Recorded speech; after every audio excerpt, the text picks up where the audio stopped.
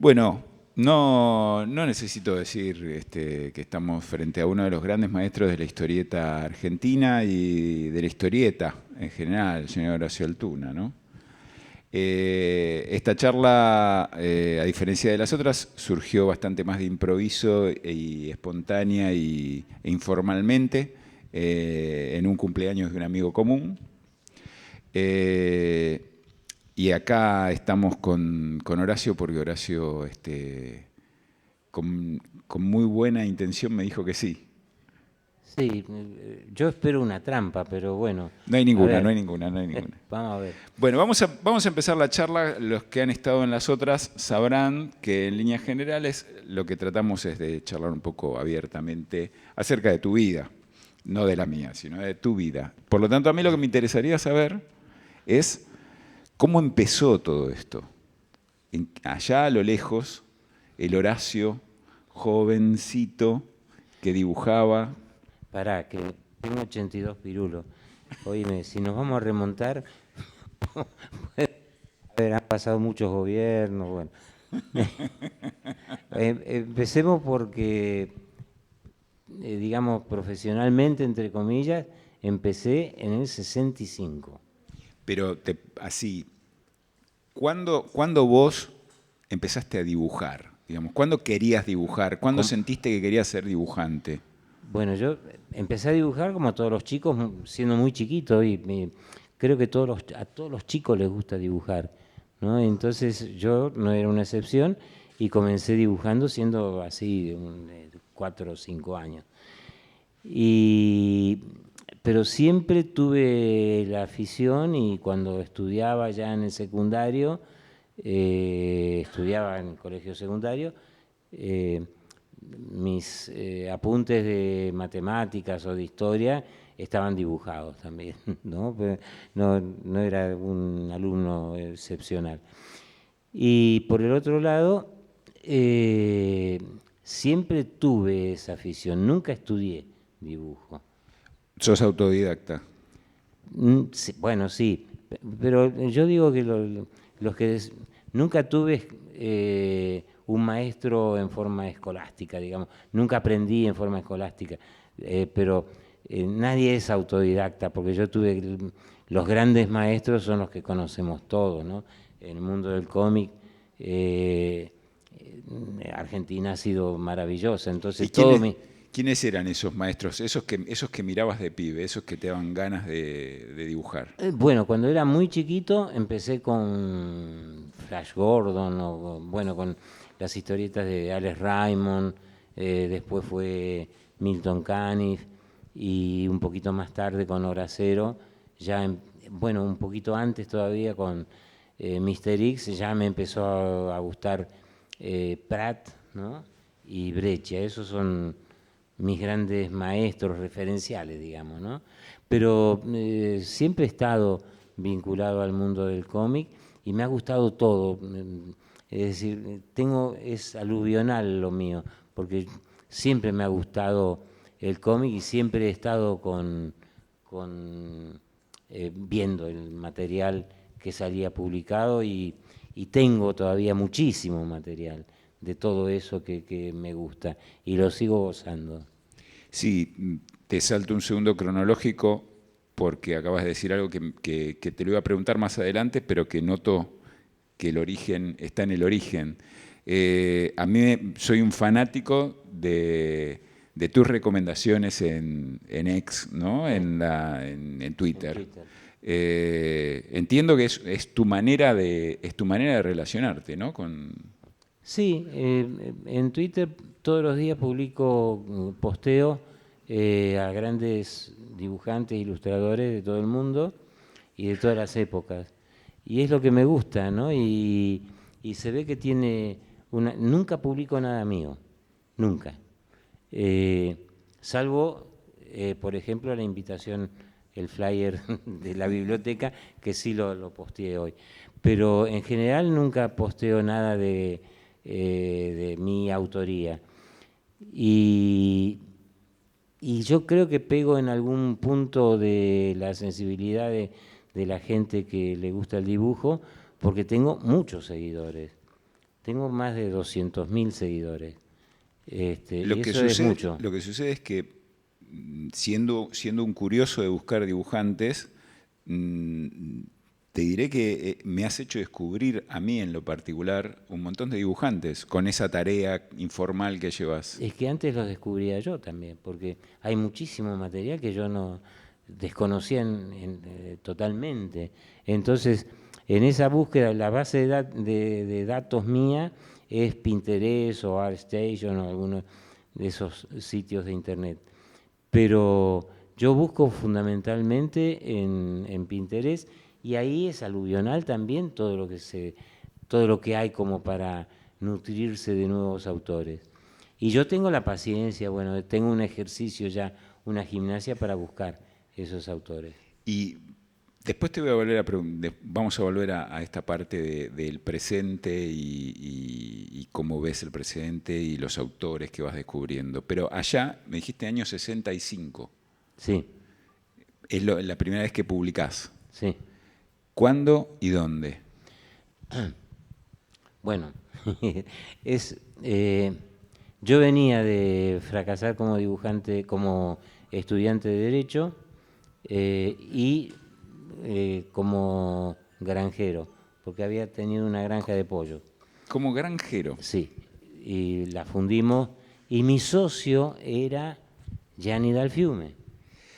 Yo te conté lo que Gianni nos dijo cuando estuvimos en la casa, ¿no? No sé, espero que no haya develado nada que Nos jugó una apuesta que teníamos que comprometedor. descubrir, nos iba a mostrar un dibujo y teníamos que descubrir de qué gran artista de la historieta mundial era ese dibujo. Ah, Y no lo descubrimos.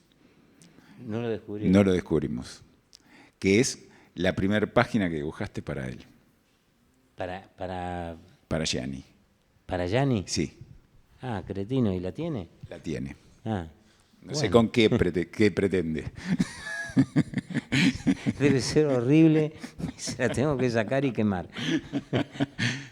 Lo primero, bueno, como fracasamos en nuestro intento de ser granjero, Gianni me veía dibujar. Y me dice, ¿por qué no dibujás?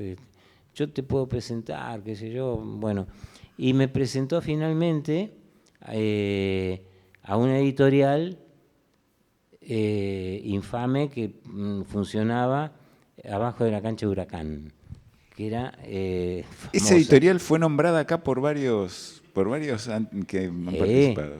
Famosa porque no pagaba a nadie, era, era tristemente célebre. Y resulta que ahí empecé a publicar y hacía una historieta que se llamaba, tenía el título de la revista, que era Supervolador, que era un superhéroe, que era un calco, con algo muy parecido a Superman, y era horrible, y todo mal, todo era muy, bueno, no, a mí, yo cuando vi por primera vez mi trabajo publicado, yo tomé conciencia de que yo era muy malo, y después con el tiempo, eso, no, pero ese dibujo estaba bien, yo no lo hice. Eso debe ser de Mangiarotti o de Ennio, eso es posterior. También era malo, pero bueno, forma ¿Y el parte guión de quién era? ¿El guión de quién era de Supervolador? de Supervolador. Tenía el primer guión, creo que fue un amigo también de Gianni y mío, de General Rodríguez, que se llamaba Antonio Díaz. Y era muy malo todo. Pero además el asunto es que era todo malo, pero el editor mío tampoco pagaba, ¿no? Entonces,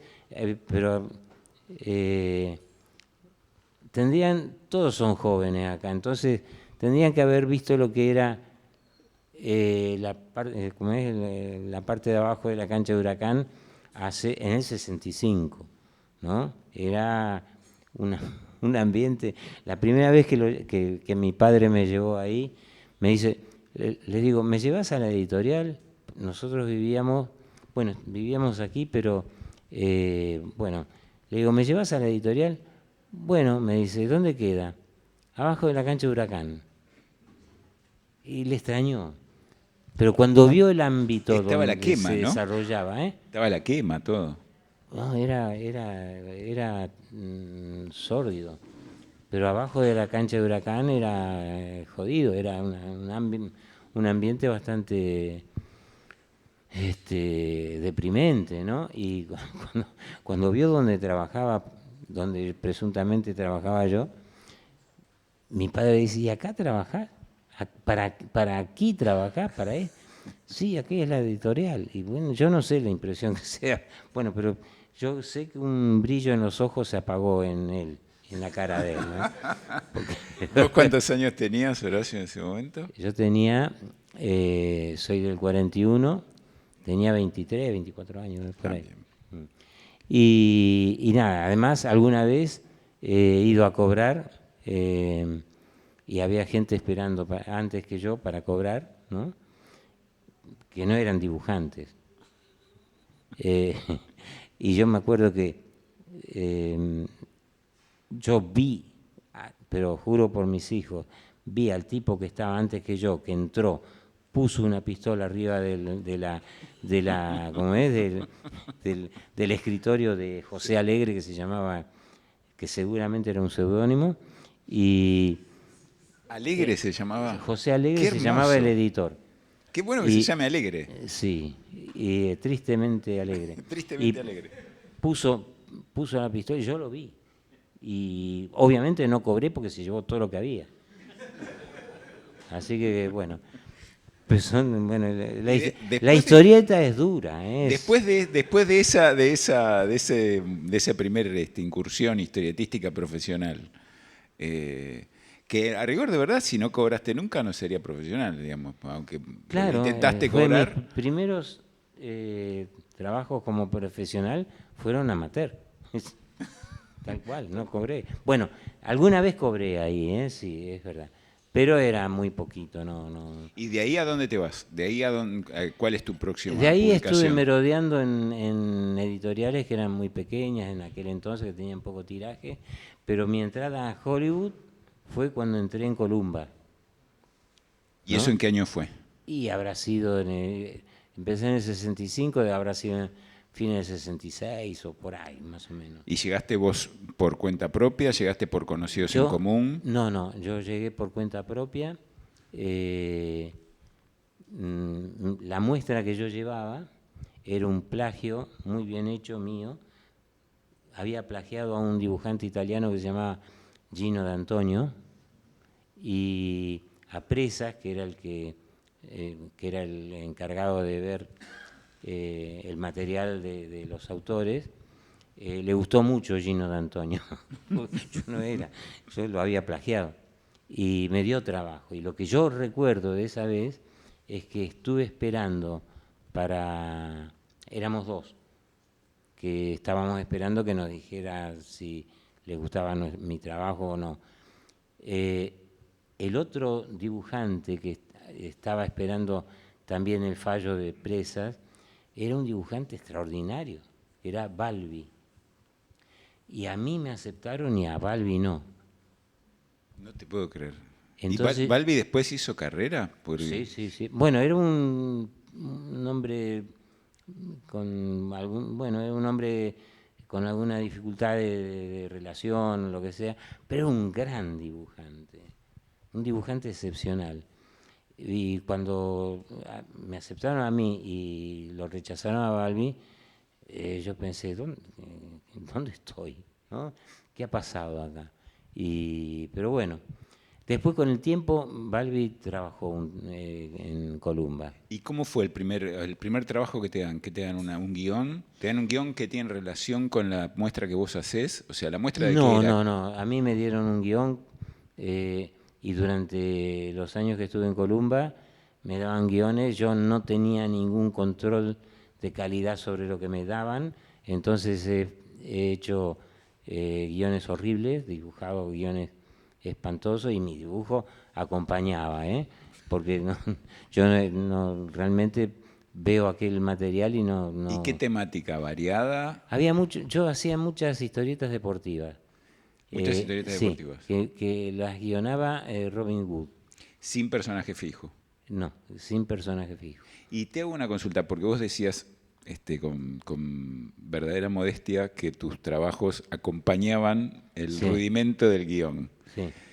Pero, ¿y cómo fue? Porque digamos que después yo creo que aprendiste bastante a dibujar. Los trabajos se volvieron un poco mejores.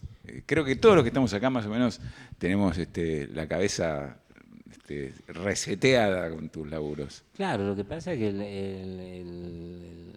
yo no soy diferente del resto de los colegas, nadie nace sabiendo y fui evolucionando y a mí yo me di cuenta cuando empecé a dibujar que eso era lo que yo quería hacer, ¿no? No quería ser ni abogado como había pensado mi padre que iba a ser, ni yo lo que quería era dibujar. Y, y en aquel entonces, felizmente, había fuentes de trabajo. Entonces, tuve las facilidades de la época, como todos los colegas que se iniciaron en aquella época. Pero además teníamos la inmensa fortuna de tener grandes maestros que ya publicaban. Entonces las referencias que teníamos eran Breccia, Mottini, qué sé yo, Arturo del Castillo, Prat. Entonces, cuando uno dice, cuando vos me decías autodidacta, bueno, autodidacta se puede decir, no sé, es decir, yo no me considero autodidacta porque yo tuve esos maestros. No sé qué hubieran opinado ellos de mí como alumno, pero ellos fueron mis maestros, ¿no? Entonces, siempre es mi homenaje personal porque yo sin ellos, si tengo alguna virtud como dibujante, soy un heredero de lo que pude aprender de ellos. Eh, sí, opino A todos nos pasa lo sí, que mismo. Los todos somos, dibujantes sí, somos así, sí, sí. sí, sí, estoy totalmente de acuerdo. Y de ahí, de Columba, o sea, ¿qué pasa? ¿Vos publicás en Columba cuánto tiempo? ¿Unos Tuve cuantos como años? 8 o 9 años Ocho o ahí en 9 Colombia, años. sí, sí, ¿Y sí. de allí a dónde, a dónde?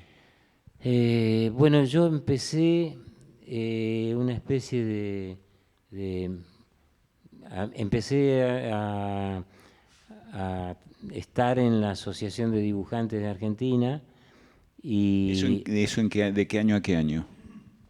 pues ¿Cuál, años, cuál, cuál, cuál de las encarnaciones de Hada fue? era la anterior a la dictadura, Ajá. ¿no? Entonces, eh, pero bastante anterior, porque yo empecé a fines de de los 60. Cacho Mandrafina debe saber cuándo fue, porque Que íbamos que juntos, los primeros setentas, ¿no? Sí, 72, sí, 73, por ahí. porque íbamos juntos ahí, y, y yo teníamos en aquel entonces muchas, eh, queríamos cambiar el mundo, ¿no? Entre otras cosas, y cambiar la situación de los dibujantes, y luchábamos por los derechos, y eso no lo abandoné nunca. Y en aquel entonces nos planteábamos hacer, fíjate vos, pedir personalidad gremial para los dibujantes, pero además que nos devuelvan los originales y todo eso, porque ninguna editorial devolvía los originales. Entonces yo, como un tipo muy, con una vanidad bastante grande, pensé, voy a plantear eso en Columba pensando que me iban a decir, bueno, que íbamos a negociar, ¿no? Yo digo, no, quiero que me devuelvan los originales y que sé yo cuánto, y me dijeron que no me devolvían nada de los originales y entonces yo me tuve que ir, ¿no? Es decir, yo me fui, no me echaron, pero me fui porque había hecho un planteo que tendría que haberlo sostenido, lo tenía que sostener y bueno, me fui. Y empecé a trabajar, hice storyboards para publicidad después y trabajé para los ingleses, que tampoco me devolvían los originales. ¿Para quiénes? Para ¿Quiénes eran los ingleses?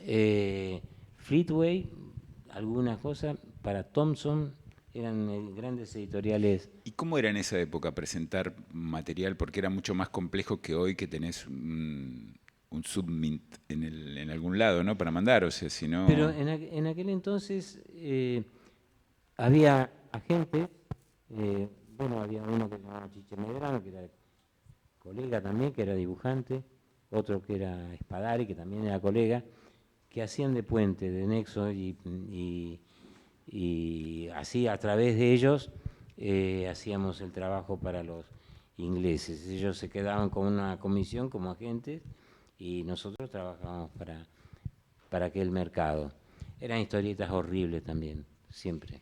¿Y cuánto tiempo estuviste trabajando en esas historietas horribles? O sea, eso es el paso de Columba, vos estás en Nada. ¿En Nada tuviste fuiste vocal, secretario, presidente, Tenía un vicepresidente? título, pero era algo así como secretario de Cultura, decían, pero éramos todos, trabajamos de la misma manera, no había ningún tipo de jerarquía.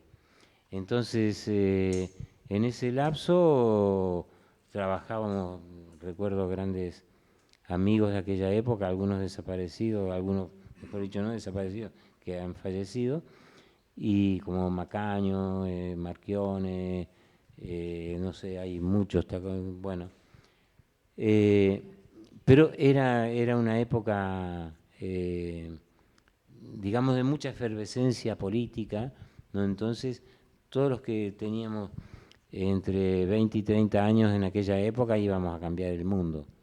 Y efectivamente lo cambiamos para mal. Pero bueno,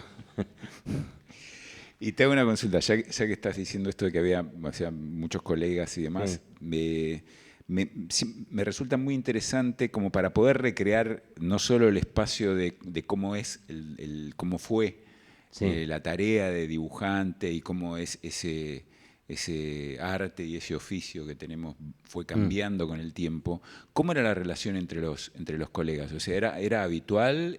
¿Se encontraban en redacciones? ¿Compartían estudio? Yo nunca compartí estudio ni tuve ayudantes ni nada. He colaborado haciendo lápiz, por ejemplo, para Lito Fernández, eh, y había colegas que tenían ayudantes. Yo nunca tuve ningún ayudante porque no soporto a nadie que al lado mío, si hubiera tenido algún ayudante alguna vez, pobre, hubiera terminado estrangulado, porque soy un tipo, no me gusta, qué sé yo, eh, que, bueno, que interfieran en mi trabajo, no, soy de una manera de ser en eso bastante, acepto críticas, pero en el trabajo propiamente dicho no quiero que nadie meta mano. Pero la relación con los colegas y todo era muy buena. En general teníamos una buena relación eh, y yo no recuerdo, siempre, a ver, uno tendría que empezar a hablar de la naturaleza de los dibujantes. Y eso es, no sé si es bueno o es malo, porque somos solitarios, somos muy... eh, eh, nos gusta encontrarnos con los colegas, pero realmente hay una manera de ser nuestra, no sé si en el mundo del humor es igual, pero por lo menos en el mundo del cómic la percepción mía es que somos mucho más introvertidos, trabajamos más en soledad, hay, no hay, bueno, hay algunos colegas que trabajaban en estudios con otros colegas, pero la gran mayoría de los dibujantes que yo conozco del mundo del cómic trabajan solos. Nosotros, como me preguntás, nosotros en general trabajamos en soledad y bebemos en compañía, digamos. Sí, a mí me gustaría más beber en compañía de los colegas, pero tampoco. No hay, no se dan esas ocasiones. Pero siempre cuando hay reuniones, cuando hay ferias, cuando hay salones de cómic y todo eso, siempre decimos, ¿por qué no nos juntamos más? Y qué sé yo. Pero no nos juntamos, no. Y el mundo del cómic en general no es gregario, es decir, hacer una asociación de dibujantes es muy difícil, porque somos muchos, pero no estamos juntos. Y somos muy reacios a perder el tiempo en cosas que por ahí que son de gestión, ¿no es cierto? Entonces, es muy difícil para nosotros establecer ese vínculo con el medio y con las necesidades de la profesión y del trabajo, ¿no? Y resulta que ese tipo de cosas se mantienen todavía en el tiempo. Sí. No ha cambiado nada. Y te pregunto, de lo que sí cambió, vos viniste haciendo, volviendo a aquella época, vos venías haciendo trabajos primero con este señor Alegre, después para Columba, después para los ingleses, y así, ¿qué es lo que fue cambiando en tu manera de ir trabajando y en qué momento vos considerás que empezaste a sentir que tenías un pulso propio de lo que estabas dibujando? Yo el primer punto de inflexión que yo creo de mi trabajo fue cuando Casioli me llamó para hacer un guión que hacía Jorge Ginsburg, ¿Y ¿no? eso cuándo fue? ¿Año? Ahí tengo una confusión que no tiene nada que ver la edad que tengo, sino que nunca me pude acordar. Ahora tengo 82, cuando tenía 60 tampoco me acordaba. Pero me refiero que debe haber sido ha sido seguro antes del 75, ¿no? Porque ahí lo conocí a Trillo. Cuando te llama Casioli. Cuando me llama Casioli, lo conozco a Carlos, nos hicimos amigos y empezamos a hacer, bueno, nos hicimos amigos, él estaba trabajando mucho, firmaba con Dolina en aquel entonces, y yo tenía un círculo así de más o menos de amigos que me empecé a frecuentar, que frecuentábamos él y yo, en donde estaban, qué sé yo, bueno, Ginsburg, Amengual, bueno, autores de aquella época. Y eso para mí fue un punto de inflexión en el sentido de que al poco tiempo supimos que Clarín estaba dando la oportunidad de que hubiera nuevas historietas en su página de atrás, y presentamos el Loco Chávez con Carlos y lo aceptaron, y empecé en el 75 a hacer el Loco Chávez con Carlos. Y ustedes lo presentaron, a ver si mi información, como dice así, puede ser mala. Lo primero que yo vi del Loco Chávez, hay como un comienzo de estilo y hay como una cosa más aventurera, ¿no? Como una cosa... Al principio sí, las historias del Loco Chávez, claro, hay que ver cómo era Carlos, que era muy imaginativo, muy fantasioso. Yo vuelo mucho más bajo. Y él era un tipo que, digamos, no tenía los límites mentales que yo tengo para hacer un trabajo. Y él hacía la historieta que habíamos planteado al principio, era de un periodista aventurero que andaba por el mundo haciendo cosas más o menos de mucha aventura. Y yo quería hacerlo en Buenos Aires y costumbrista. Y por una concesión que hizo Carlos conmigo, lo trajimos a Buenos Aires. Y yo creo que la primera historieta, el primer episodio que hicimos con ambientación al cabo de 6 meses más o menos, con ambientación en Buenos Aires, a mí me parece que dio un puntapié inicial a lo que fue todo después, porque Loco Chávez era una historieta costumbrista y con relación digamos, con el mundo habitual, con la realidad más o menos de la ciudad. Entonces, tuvo porque como no había nada igual, hay que ver otra cosa. No había nada igual en ese